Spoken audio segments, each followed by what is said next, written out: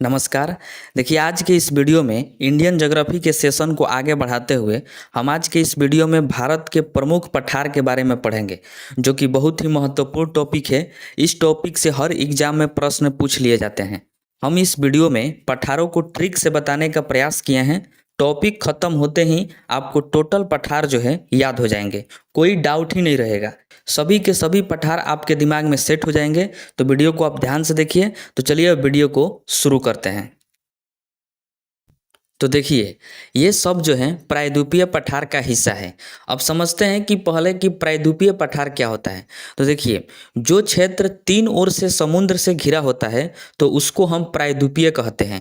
जैसे ये भारत का जो निचला हिस्सा है यानी दक्षिणतम हिस्सा, ये देखिए कि तीन ओर से समुद्र से घिरा हुआ है, आइड साइड से भी और नीचे से भी।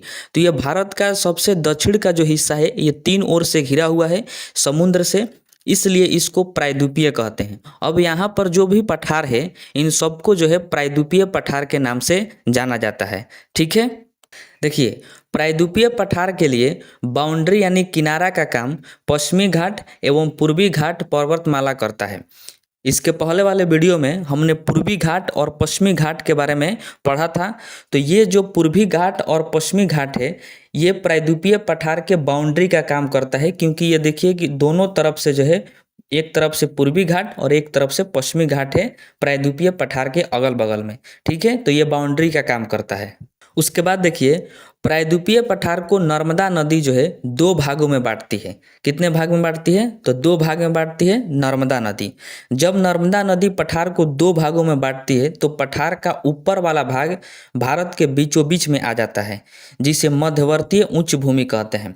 देखिए, ये नर्मदा नदी है और नर्मदा नदी जैसे बहती है तो ये प्रायद्वीपीय पठार को दो भागों में बांट देती है। जो नर्मदा नदी के ऊपर वाला भाग है उसको कहा जाता है मध्यवर्तीय उच्च भूमि, और नर्मदा नदी के जो नीचे वाला भाग है उसको कहते हैं हम दक्कन के पठार। ठीक है। अब देखिए, दक्कन का पठार जिस जिस राज्य में फैला है उस राज्य में उसी नाम से उसको जाना जाता है। जैसे में देखिए, तमिलनाडु का पठार क्योंकि तमिलनाडु में है, तेलंगाना का पठार तेलंगाना में है तो तेलंगाना का पठार, कर्नाटक में है तो उसको कहा जाता है धरवार का पठार, उसी के भाषा में कहते हैं धरवार का पठार, और महाराष्ट्र में है तो उसको कहते हैं विदर्भ का पठार, और आंध्र प्रदेश में रायलसीमा का पठार कहा जाता है दक्कन के पठार को, और छत्तीसगढ़ के निचले भाग को बस्तर का पठार कहते हैं। जो छत्तीसगढ़ का निचला भाग है उसको कहा जाता है बस्तर का पठार, और बाकी जो भी बच गया किसी भी राज्य में तो उसको हम दक्कन का पठार ही कहते हैं। ठीक है। देखिए, नर्मदा नदी के ऊपर वाला भाग को मध्यवर्तीय उच्च भूमि कहा जाता है। मध्यवर्तीय उच्च भूमि इसलिए कहते हैं क्योंकि ये पूरा मध्य में है और ऊंचा है, इसलिए इसको कहा जाता है मध्यवर्तीय उच्च भूमि। ये जो है झारखंड में भी है छोटा नागपुर का पठार, छत्तीसगढ़ और मध्य प्रदेश के सीमा पर है बघेलखंड का पठार, राजस्थान, गुजरात और मध्य प्रदेश के सीमा पर मालवा का पठार है, और बीचों बीच में मध्य प्रदेश के विंध्याचल है तो उसको जो है विंध्याचल का पठार भी कहते हैं। ये विंध्याचल का पठार मध्यवर्तीय उच्च भूमि का हिस्सा है। ठीक है। और इसी के ऊपर देखिएगा, विंध्याचल पठार के ऊपर बुंदेलखंड का पठार है। तो आइए अब इन सभी पठारों को हम ट्रिक से समझते हैं। तो देखिए, हम सबसे पहले देखते हैं दक्कन का पठार। तो देखिए, दक्कन का पठार जो है ये 5 लाख वर्ग किलोमीटर में फैला है। कितने लाख वर्ग किलोमीटर में? तो 5 लाख वर्ग किलोमीटर में दक्कन का पठार जो है फैला हुआ है। ठीक। यह बेसाल्ट निर्मित चट्टान है जो ज्वालामुखी के लावा से बना है। देखिए, इंपॉर्टेंट है ये कि दक्कन का पठार किससे बना है? तो ज्वालामुखी के लावा से बना हुआ है दक्कन का पठार। ठीक। ताप्ती नदी इसकी उत्तरी सीमा बनाती है। ये कौन सी नदी है जो दक्कन के पठार की उत्तरी सीमा बनाती है? तो वह है ताप्ती नदी। यह प्रीवियस ईयर में पूछा हुआ प्रश्न है। ठीक है। दक्कन के पठार के अंतर्गत 4 पठारों को शामिल किया गया है। कौन कौन से वो पठार हैं? तो महाराष्ट्र का पठार है, तेलंगाना का पठार है, कर्नाटक का पठार है और दंडकारण्य का पठार है, जिसे आप इमेज में इसको देख सकते हैं। अब आइए हम देखते हैं दक्कन के पठार के अंतर्गत जितने भी पठार आते हैं उनके बारे में। देखिए, महाराष्ट्र का जो पठार है इसको विदर्भ का पठार भी कहा जाता है। ठीक है, आपको बस इतना याद रखना है कि महाराष्ट्र का जो पठार है यह दक्कन का पठार का ही हिस्सा है। ठीक है, अब देखते हैं हम तेलंगाना का पठार। तो देखिए, तेलंगाना के पठार को गोदावरी नदी दो भागों में बांट देती है। कौन सी नदी है जो तेलंगाना के पठार को दो भागों में बांटती है? तो वह है गोदावरी नदी। ठीक, तेलंगाना के पठार के दक्षिणतम हिस्सा रॉयल सीमा कहलाता है। बहुत ही ज़्यादा महत्वपूर्ण है कि तेलंगाना के पठार का जो दक्षिण वाला हिस्सा है उसको क्या कहा जाता है? तो रॉयल सीमा के नाम से जाना जाता है। और ये जो रॉयल सीमा है ये है आंध्र प्रदेश में। किस राज्य में है? तो आंध्र प्रदेश में है रॉयल सीमा। अब आप इसको याद कैसे रखिएगा? तो देखिए, एक वर्ड जो है चर्चित वर्ड है, आप इसको याद रखिएगा, तेंगे तेंगे। तेंगे तेंगे क्या है कि ते से हो जाएगा तेलंगाना का पठार और गे से हो जाएगा कि गोदावरी नदी। यानी तेलंगाना के पठार को गोदावरी नदी जो है ये दो भागों में बांट देती है। तो ये जो आप तेंगे तेंगे याद रखेंगे तो इससे आप रिलेट करके आप आसानी से याद कर सकते हैं कि तेलंगाना के पठार को गोदावरी नदी दो भागों में बांटती है। ठीक है, और इसके दक्षिणतम हिस्सा को रॉयल सीमा कहते हैं और रॉयल सीमा आंध्र प्रदेश में है। ठीक, अब हम देखते हैं कर्नाटक का पठार। तो देखिए, इसे जो है धारवाड़ का पठार भी कहते हैं। कर्नाटक के पठार को क्या कहा जाता है? तो धारवाड़ का पठार भी कहते हैं। ठीक है, इस पठार की महत्वपूर्ण नदी कावेरी नदी है। देखिए, ये जो नदी वाला प्रश्न है पठार से संबंधित बहुत ही ज़्यादा महत्वपूर्ण है, क्योंकि पठार से जब प्रश्न पूछता है तो इसी प्रकार से पूछता है जैसे हमने दिया है कि कर्नाटक के पठार की सबसे महत्वपूर्ण नदी कौन सी है? तो कावेरी नदी है। अब आप इसको याद कैसे रखिएगा? तो देखिए, क से हो जाएगा कर्नाटक का पठार और क से ही होता है कावेरी नदी। देखिए, बड़ा बड़ा ट्रिक बनाने से जो है कोई फायदा नहीं है, क्योंकि वह जो है आप आगे चल के वही ट्रिक भूल जाते हैं तो पूरा सभी तरह के टॉपिक का सत्यानाश हो जाता है। तो बड़ा बड़ा ट्रिक के फेरा में रहने से कोई फायदा है नहीं। आप जो है नाम में ही ट्रिक खोजने का प्रयास करिए। जब आप नाम में ट्रिक खोजते हैं और उस रिलेटेड जब प्रश्न पूछता है तो आपके दिमाग में तुरंत हंट मारता है और आपको जो है उसका आंसर पता चल जाता है, यानी आपके दिमाग में आ जाता है। तो इस तरह से आप नाम से जो है ट्रिक बनाने का प्रयास करिए। जैसे क से कर्नाटक का पठार, और कर्नाटक के पठार का महत्वपूर्ण नदी है कावेरी नदी और इसका भी नाम जो है क से ही शुरू होता है। ठीक है, अब देखिए, कर्नाटक के पठार को तीन भागों में बांटते हैं। मैसूर का पठार, धारवाड़ का पठार और मलनाड का पठार। ये तीनों जो है कर्नाटक के पठार का हिस्सा है। कर्नाटक के पठार को तीन भागों में बांटा गया है। देखिए, मैसूर का जो पठार है यह बहुत कठोर और पुराना है। मैसूर का पठार क्या है? पुराना भी है और सबसे कठोर भी है। ठीक है, और धारवाड़ का पठार ये सबसे अधिक यहाँ पर खनिज मिलता है। धारवाड़ के पठार में खनिज और सोना, धारवाड़ के पठार में सबसे अधिक सोना है।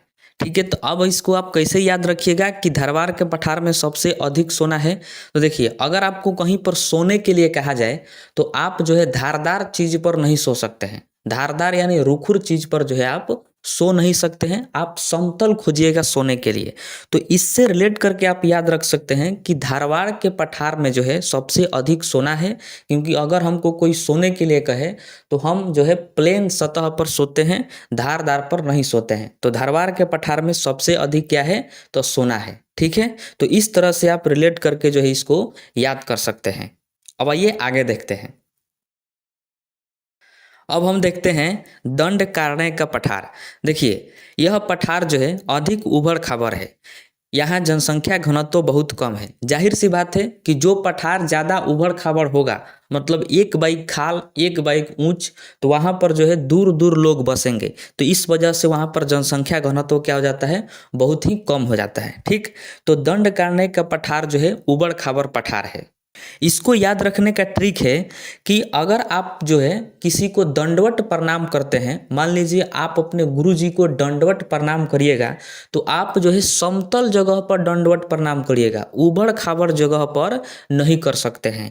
तो इस तरह से आप जो है संबंध करके याद रखिएगा कि दंडकारण्य का पठार जो है यह उबड़ खाबड़ पठार है, क्योंकि जब हम किसी को दंडवत प्रणाम करते हैं तो हम उबड़ खाबड़ जमीन पर दंडवत प्रणाम नहीं कर सकते हैं, ढिमला जाएंगे। हमको जो है समतल जगह चाहिए दंडवत प्रणाम करने के लिए। तो दंडकारण्य का पठार जो है ये ऊबड़ खाबड़ है, इस तरह से आप याद करिएगा। और जैसे ही ऊबड़ खाबड़ होगा तो यहाँ पर जनसंख्या घनत्व तो सबसे कम हो जाएगा। ठीक है, यह पठार छत्तीसगढ़, उड़ीसा एवं आंध्र प्रदेश में फैला हुआ है। जैसा कि आप इस इमेज में देख सकते हैं कि यह छत्तीसगढ़, उड़ीसा और आंध्र प्रदेश में है दंडकारण्य का पठार। ठीक है, तो हमने देखा कि दक्कन के पठार के अंतर्गत जो है महाराष्ट्र के पठार, तेलंगाना के पठार, कर्नाटक का पठार और दंडकारण्य का पठार आता है। इन सब के बारे में हमने ट्रिक से इसको समझा। अब आइए हम देखते हैं मध्यवर्तीय उच्च भूमि जो नर्मदा नदी के ऊपर का पठार है उसको। तो आइए अब हम देखते हैं मध्यवर्तीय उच्च भूमि का पठार। तो देखिए, मध्यवर्तीय उच्च भूमि का जो पठार है यह नदियों के कारण कई छोटे छोटे पठारों में बट गया है। जैसा कि आप जानते हैं कि भारत के मध्य में जो है नदियाँ बहुत ज़्यादा है और बहुत तेज़ी से बहती है। तो तेज़ी से नदियों के बहने के कारण ये यहाँ के जो पठार हैं ये कई खंडों में टूट गए हैं और टूट के अलग अलग बट गए हैं। तो उनका जो है अलग अलग नाम रखा गया है। वह जो है पठार हैं मालवा का पठार, बुंदेलखंड का पठार, बघेल का पठार और छोटा नागपुर का पठार तथा मेघालय का पठार। इन सभी खंडों में जो है मध्यवर्तीय उच्च भूमि का जो पठार है वो बट गया है। तो इन सबको मध्यवर्तीय उच्च भूमि का पठार कहा जाता है। आप जितना पठार इस इमेज में देख रहे हैं। ठीक है, अब आइए इनके बारे में जो है एक एक करके पढ़ते हैं और ट्रिक से उनको जो है याद करने का प्रयास करते हैं। तो देखिए, सबसे पहले देखते हैं हम मालवा का पठार। देखिए, यह पठार जो है लावा द्वारा निर्मित है, जो काली मिट्टी का पठार है। मालवा का पठार जो है लावा के द्वारा बना है और यह काली मिट्टी का पठार है, मतलब मालवा के पठार में काली मिट्टी होता है। ठीक है, इस पठार से चंबल एवं बेतवा नदी बहती है, बहुत ज़्यादा महत्वपूर्ण। मालवा के पठार से चंबल एवं बेतवा नदी बहती है। अब देखिए, आप इसको याद रख सकते हैं इस प्रकार से कि जो ये मालवा लिखा है तो इसमें देखिए कि लावा है, क्या है लास्ट में, ल वा। तो ये मालवा का पठार का निर्माण किससे हुआ है, तो लावा से हुआ है, क्योंकि इसका नाम में ही छुपा हुआ है लावा। तो मालवा के पठार का निर्माण लावा से हुआ है। ठीक है, अब देखिए ये जो चंबल नदी है और बेतवा नदी है, इन दोनों में देखिए कि व आ रहा है और वा आ रहा है, ल आ रहा है, और मालवा में भी व है, ला है।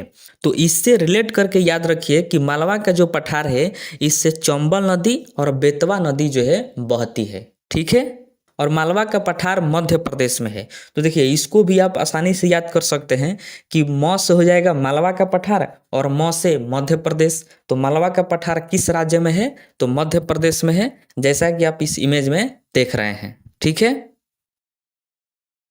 उसके बाद देखते हैं बुंदेलखंड का पठार। देखिए, यह मध्य प्रदेश एवं राजस्थान के सीमा पर फैला हुआ है। बुंदेलखंड का पठार जो है यह मध्य प्रदेश और राजस्थान के सीमा पर है। बस आप इसका केवल लोकेशन याद रखिएगा, लोकेशन इसका इम्पोर्टेंट है कि बुंदेलखंड का पठार मध्य प्रदेश एवं राजस्थान के सीमा पर फैला हुआ है। अब इसको याद करने के लिए एक बेहतरीन ट्रिक है। एक भारतीय खिलाड़ी हैं, चर्चित खिलाड़ी बुमराह, तो इनका जो है आप नाम याद रखिएगा बुमराह। बू से हो जाएगा बुंदेलखंड का पठार और ये कहाँ पर है, तो म से मध्य प्रदेश और रा से राजस्थान के सीमा पर। ठीक है, तो बुंदेलखंड का पठार जो है ये मध्य प्रदेश और राजस्थान के सीमा पर है। बुमराह इसका ट्रिक है। ठीक है, उसके बाद देखते हैं बघेलखंड का पठार। तो देखिए, यह पठार ग्रेनाइट, चूना पत्थर एवं बलुआ पत्थर से निर्मित है। बघेलखंड का पठार जो है यह ग्रेनाइट से, चूना पत्थर से और बलुआ पत्थर से जो है बना हुआ है बघेलखंड का पठार। ठीक है, इसके उत्तर में सोन पहाड़ियाँ और दक्षिण में रामगढ़ की पहाड़ियाँ स्थित है। ये प्रश्न जो है प्रीवियस ईयर में पूछा हुआ प्रश्न है कि बघेलखंड के पठार के उत्तर में सोन पहाड़ियाँ और दक्षिण में रामगढ़ की पहाड़ियाँ जो है स्थित है। ठीक है, और बघेलखंड का पठार किस राज्य में है, तो मध्य प्रदेश में है। इसको आप याद रखिएगा कि बघेलखंड का पठार मध्य प्रदेश में है। इसके लिए ट्रिक है बम। ब से हो जाएगा बघेलखंड का पठार और म से याद रखिएगा मध्य प्रदेश, यानी बघेलखंड का पठार जो है यह मध्य प्रदेश में स्थित है। ठीक है, तो ट्रिक आप याद रखिएगा, इसका ट्रिक है बम। ठीक है, अब हम देखते हैं छोटा नागपुर का पठार। देखिए, यह पठार जो है बिहार झारखंड में फैला है। छोटा नागपुर का पठार किन किन राज्यों में है? तो बिहार और झारखंड में फैला हुआ है। इसकी औसत ऊंचाई 700 मीटर है। छोटा नागपुर पठार की औसत ऊंचाई कितनी है? तो 700 मीटर है। ठीक है, अब आप इसको याद कैसे रखिएगा? तो देखिए, इस वर्ड को पढ़िए, छोटा नागपुर, यानी इस वर्ड में आ रहा है नाग, नाग यानी सांप। तो जब बिहार और झारखंड में किसी को सांप यदि काटता है तो वह झाड़ फूक में ज्यादा रहता है। किस में रहता है? झाड़ फूक में ज्यादा रहता है। तो इससे आप याद रख सकते हैं कि नाग काटता है तो झाड़ फूक में ज्यादा रहता है। तो इसका मतलब कि छोटा नागपुर का पठार जो है झाड़ फूक, झा यानी बिहार और झारखंड में फैला हुआ है। ठीक है, झारखंड में और बिहार में फैला हुआ है छोटा नागपुर का पठार। और इसकी औसत ऊंचाई की बात करें तो 700 मीटर है। कितना मीटर? 700 मीटर।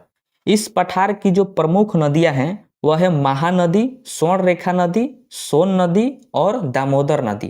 तो ये सभी नदियां जो हैं ये छोटा नागपुर पठार की नदियां हैं और ये सभी नदियां इसी पठार से होकर बहती है। ठीक, छोटा नागपुर के पठार में खनिज और कोयला अधिक मात्रा में पाया जाता है।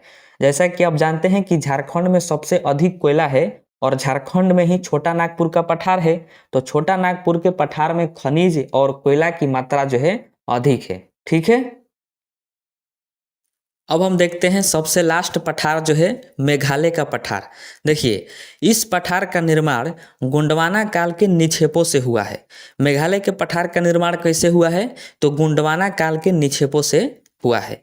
इस पठार की महत्वपूर्ण नदी ब्रह्मपुत्र नदी है जो यहाँ से बहती है।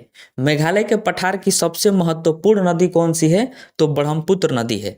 देखिए, आप इसको जो है याद कैसे करिएगा, इन दोनों वर्ड पर ध्यान दीजिए, मेघालय और ब्रह्मपुत्र। देखिए, ब्रह्मपुत्र में आ रहा है पुत्र, पुत्र यानी बेटा, और मेघालय में आ रहा है आलय। मेघालय में क्या आ रहा है? आलय। आलय का मतलब होता है घर, आलय का मतलब घर। तो कोई भी पिता अपना घर जो है किसके लिए बनाता है? तो पुत्र के लिए बनाता है। किसके लिए बनाता है? तो पुत्र के लिए बनाता है। आलय यानी घर, और ब्रह्मपुत्र में आ रहा है पुत्र। तो इस तरह से आप रिलेट करके इसको याद रखिए कि मेघालय के पठार में जो है ब्रह्मपुत्र नदी बहती है। कौन सी नदी बहती है? तो ब्रह्मपुत्र नदी बहती है। ठीक है, तो ये थे मध्यवर्तीय उच्च भूमि के अंतर्गत जितने भी पठार आते थे उनके बारे में हमने जो है ट्रिक से उसको समझा, पढ़ा और याद किया। अब आइए हम आगे देखते हैं। अब हम देखते हैं लद्दाख के पठार को। देखिए, तिब्बत के पठार का जो है थोड़ा सा भाग भारत में है जिसे लद्दाख का पठार कहा जाता है। ये लद्दाख का पठार जो है भारत का सबसे ऊंचा पठार है। वेरी वेरी इंपॉर्टेंट प्रश्न है कि भारत का सबसे ऊंचा पठार कौन सा है? तो वह है लद्दाख का पठार। इसको याद रखना जो है बहुत आसान है। जैसे भारत का सबसे ऊंचा पठार है लद्दाख का पठार। तो अगर आप इस मैप को ध्यान से देखिएगा तो भारत के नक्शा में सबसे ऊंचाई पर जो है लद्दाख है और उसी लद्दाख में लद्दाख का पठार है। तो सबसे ऊंचा है यानी सबसे ऊपर है, तो सबसे ऊंचा पठार भी हो गया लद्दाख का पठार। तो इस तरह से आप इसको याद रखिएगा कि भारत का सबसे ऊंचा पठार लद्दाख का पठार है क्योंकि यह सबसे ऊंचाई पर है, सबसे ऊंचा है, सबसे ऊपर है। ठीक है, देखिए, तिब्बत का पठार विश्व का सबसे बड़ा पठार है जो 1500 फीट की ऊंचाई पर है। तिब्बत का पठार ये विश्व का सबसे बड़ा पठार है और लद्दाख का पठार जो है यह भारत का सबसे ऊंचा पठार है। ठीक है, तो इसको आप याद रखिएगा। देखिए, तिब्बत का पठार इतना ऊंचा है कि इसके ऊपर से कोई भी विमान नहीं जाती है। अब आप कहिएगा कि तिब्बत की पठार की ऊंचाई है 15,000 फीट और जो विमान उड़ती है वह 37,000 फीट की ऊंचाई पर उड़ती है। तो देखिए, विमान उड़ती है 37,000 फीट की ऊंचाई पर, यह बात ठीक है, लेकिन कभी कभी ऊपर जो है ऑक्सीजन की कमी हो जाती है।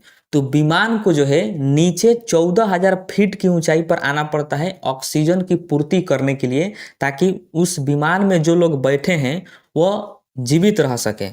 और पठार और तिब्बत के पठार की ऊंचाई देखिए कि 15,000 फीट है और उसको आना है नीचे ऑक्सीजन लेने के लिए 14,000 फीट की ऊंचाई पर।